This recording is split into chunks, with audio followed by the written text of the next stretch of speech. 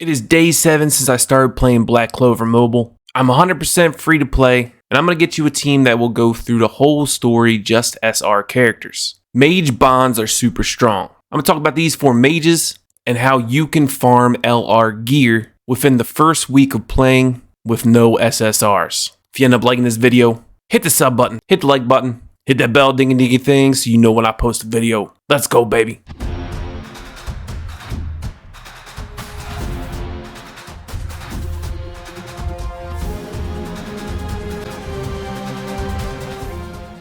Alright, in all gacha games like this, SSR Nat 5 mages are mainly for PvP. Free to play shouldn't be worrying about PvP early game.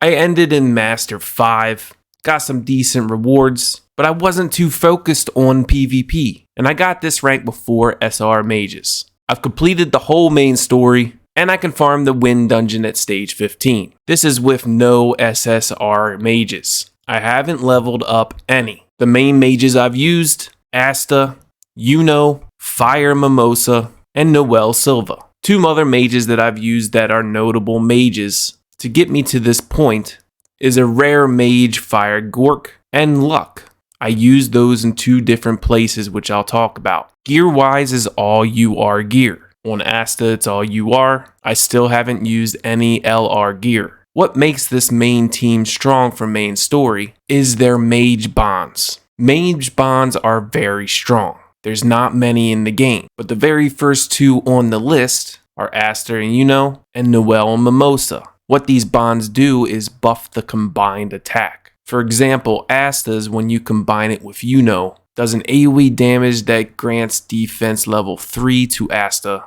and also inflicts taunt. These combined attacks have lower SP and lower cooldowns. Yuno's changes to incapacitate level 2 to all enemies and also a reduced speed level, which is huge. Noel and Mimosa, these 2 mages is what you can take pretty much everywhere. This bond is crazy good.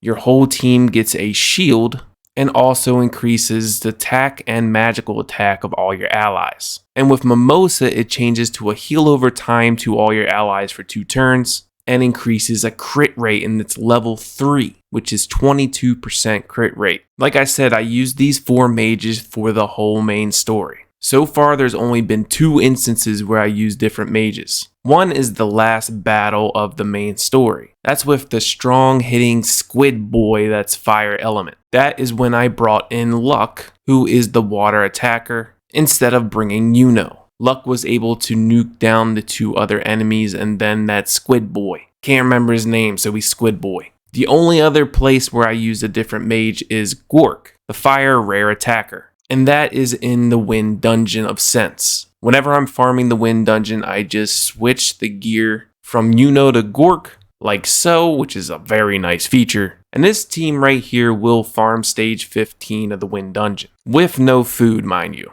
These are the presets I use for the Wind Dungeon. With Mimosa and Noel, I always prioritize their combined attack. This keeps the team with a shield and heal over time.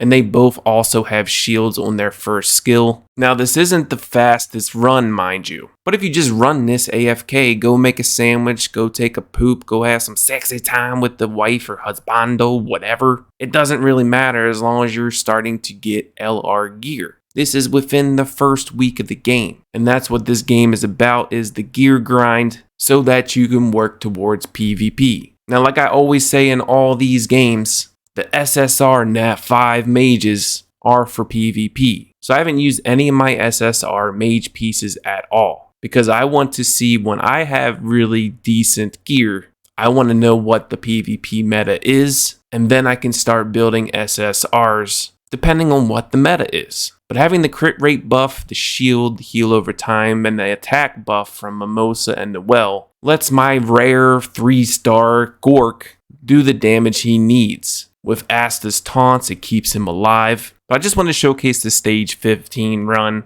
with no SSRs. Everybody talks about budget teams, but they also got the free-to-play SSR unit in there. But the main 4 heroes that I focused on the most is Asta, Yuna, Noel, and Mimosa. Now I'm starting to build different units for other dungeons, but honestly, I like the win stage. You can sub in your free SSRs, whatever. But I'm just being very cautious at the SSRs that I build. I don't want to waste any of the SSR pieces on someone that I might not use later on. Each mage here is using their specifically made page. Except for Noelle, she doesn't have that. But here you go, stage 15. Easy peasy with these SR and R mages. Let's finish it off and see if we get an LR piece right on this video. No LR this time, but hey, gear pity is a thing. The gear pity is such a great feature. You're going to get at least one LR gear a day. How do I gear my mages? I honestly don't prioritize sets at all. Early game, I just went for stats. HP, defense, and more defense.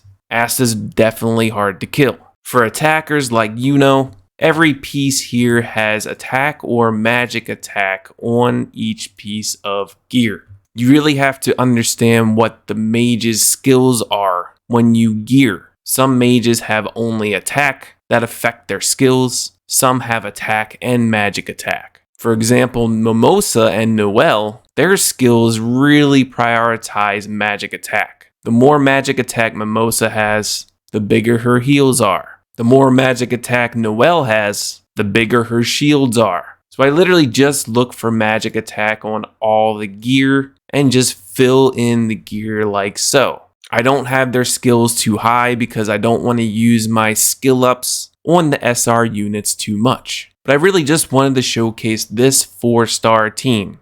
140k combat power, one beating 190,000 plus stage 15 win dungeon, plus in PvP against 5-star SSRs. I'm going to showcase what these bonds can do. Alright, so they're getting their attacks off, their fast SSR monsters, mages, there's so many games, I just say monsters, okay?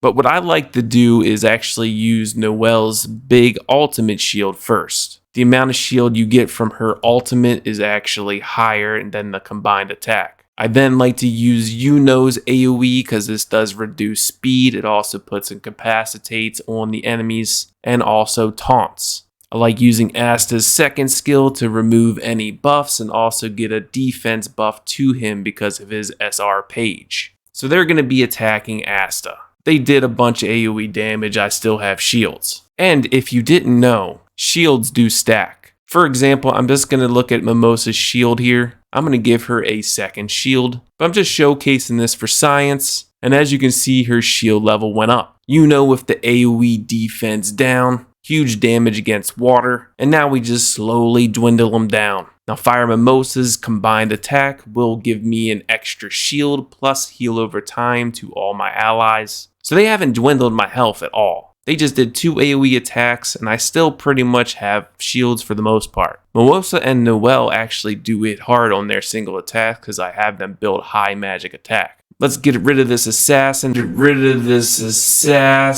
One shot from dead. I'm going to put a shield on since he doesn't have one. Let's put another shield on Shields are just awesome. Now we have the combined attack up again. So AoE taunt, reduce speed, incapacitate. Let's get rid of that SSR there. And then let's focus down Asta on auto. Why not? I just wanted to showcase this team because this team right here will get you through the whole main story and can get you through PvP to get decent ranks. I'm being patient with my SSRs for the near future. That's it for today's video. I just want to showcase why mage bonds are so strong and why you should be patient about building SSRs. Be patient, know the meta, so you can build for the near future to break that meta. If you end up liking this video, sub, like, ding ding a bell. I'll see you in the next one. Peace!